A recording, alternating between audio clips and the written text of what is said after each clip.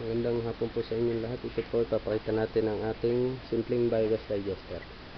Ito po yung pasukan ng dumi pag naglilinis po. Ito po ang kulungan natin ng baboy. Yan po. Yan po yung ating pasukan, entry point. Yan naman po ang ating digester. Punta po dito. Pagkapasok po doon sa loob ng dumi, lalabas po siya dito sa overflow. Yan po, yan po. Naipon po siya. Yan.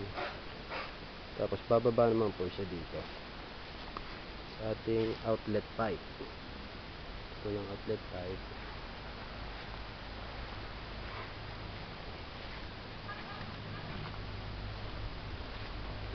Yan po ang ating baboy.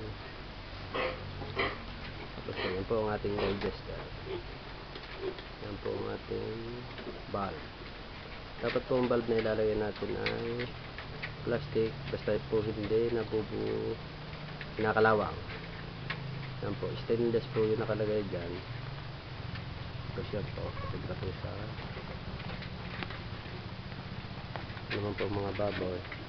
Tapos ito po yung isa nating biogas lamp. May patayan po siya doon. Buha yan. Ano naman po, papunta na sa bahay. Umuulan na po. Ito po ang aking Lancer Nissan. Ilang puno din po siya, nakabading po siya.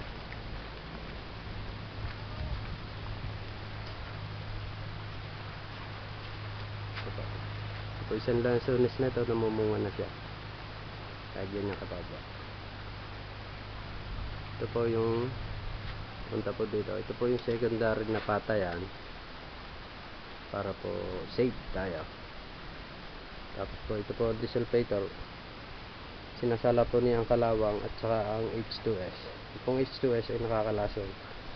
Tapos po may bubbler pa rin po tayo para dito lalabas yung gas papunta rito. Sasalain din niya at for emergency purposes din po ito.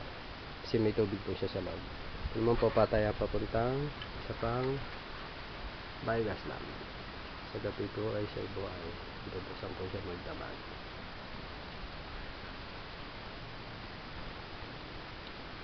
Yan po. Ito naman pong isa patayan papunta sa burner. Ito natin po. So bukas po siya. Buksan din po natin dito. Yan po. Sa ating burner. Ito pong burner na ito ay biogas burner. Automatic na po siya.